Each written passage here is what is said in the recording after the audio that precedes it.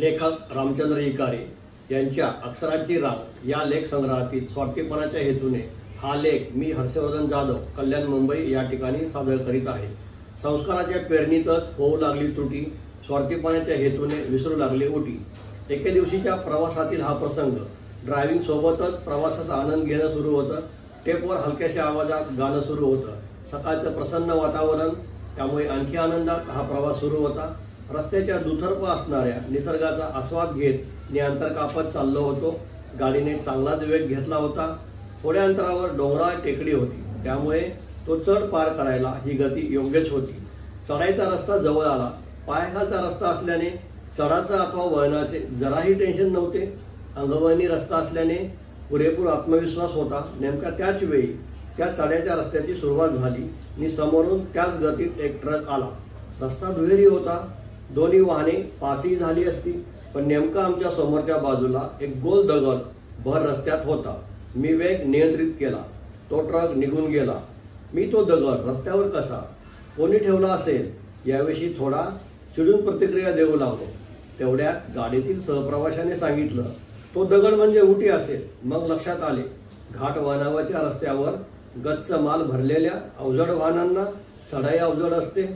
अशा वेळी चढाई करण्यास असमर्थ ठरणाऱ्या वाहनाच्या मागील चाकास हा दगड लावतात। चालकाचे नियंत्रण सुस्थितीत येते आणि तो वाहन पुढे नेण्यास सक्षम ठरतो। अशा वेळी या प्रकारात उटी लावणे असे म्हणतात। सामान्य वाटणारा हा दगड कित्येक टनांचं ओझं सुस्थितीत पुढे नेण्यासाठी महत्त्वाचा ठरत असतो। या वाहनांना कोसळण्यापासून वाचविण्याचं कामही उटी करीत असते। या प्रसंगात वाईट याचं वाटलं की वाहन पुढे गेल्यावर त्या उटीला आहे त्याच ठिकाणी भर रस्त्यात सोडून ती लोक निघून गेली होती। याच प्रसंगाचं चिंतन केल्यावर मानवी प्रवृत्तीची एक गोष्ट लक्षात आली, ती म्हणजे हल्ली माणसंही माणसाला उटीसारखी वापरू लागली आहेत। संकट समयी हाक मारणे आणि संकट संपतात कृतज्ञतेने विसरून जाणे, आपल्या हिताचा कार्यभाग साधणे हाच आजच्या माणसाचा दिनचर्येचा अजेंडा ठरू लागला।